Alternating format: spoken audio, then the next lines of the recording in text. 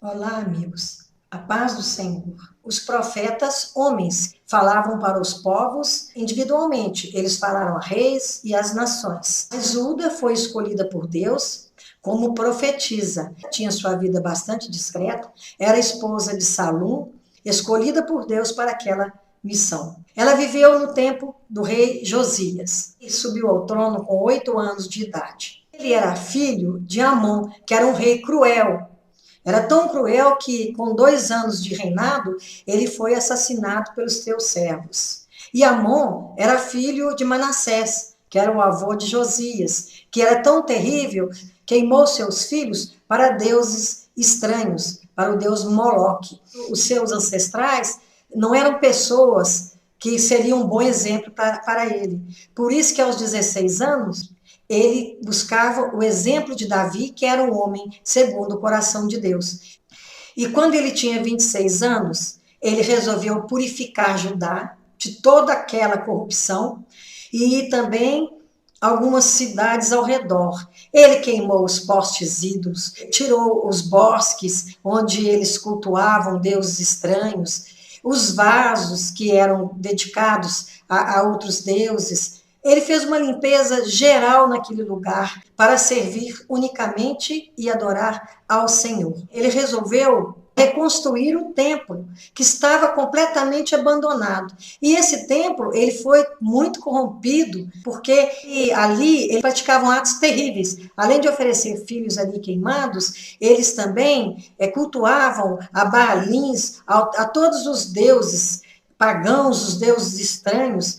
Chamou o sacerdote Ilquias com uma equipe de trabalhadores, cada um na sua área, também o escrivão Safã. E quando ele estava trabalhando ali, porque os levitas haviam recebido lá na porta do templo o dinheiro para fazer esse serviço, ele achou o livro da lei, que estava sumido desde Moisés. E quando não tem lei, o povo se corrompe, porque o povo sofre por falta de conhecimento de Deus. E não existia lei naquele lugar. Por isso que Judá e os arredores corromperam daquela maneira, que Deus já não falava mais, porque ninguém o buscava. E o resultado foi aquela corrupção tremenda, moral, espiritual. Quando ele viu aquele livro, ele chamou o escrivão e mostrou o livro para ele. Ele leu e deve ter ficado muito encantado com as palavras da lei e levou para o rei. Chegando lá, ele leu para o rei o livro da lei.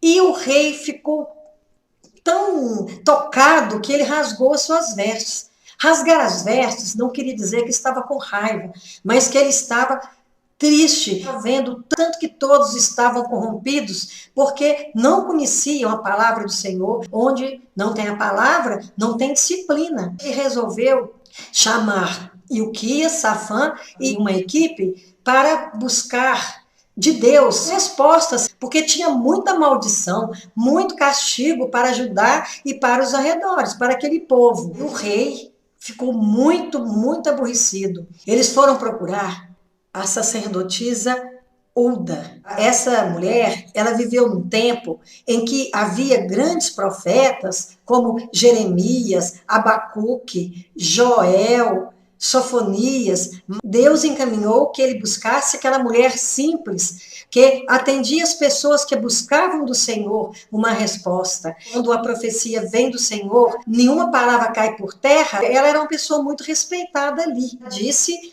que realmente as maldições que elas recairiam sobre aquele povo que abandonou a lei do Senhor, deixou de procurar o seu Deus e começaram a viver dissolutamente. Realmente iria acontecer. Nesse caso do rei Josias, ele não sofreria danos, porque ele buscava o Senhor desde a mocidade, ele temia ao Senhor, ele seria poupado. Aquela geração e também o rei, enquanto vivesse Josias, nada iria acontecer. Judá seria invadida e seus habitantes iriam para o cativeiro na Babilônia. Então era só tristeza, desolação, abandono.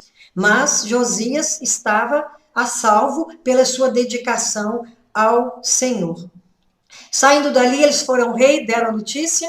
O rei chamou os sacerdotes e se ajuntou com eles. porque é muito importante que a liderança esteja de acordo, porque a liderança, ela serve de referência. Então, quando a liderança vai bem, diferencial, positivo.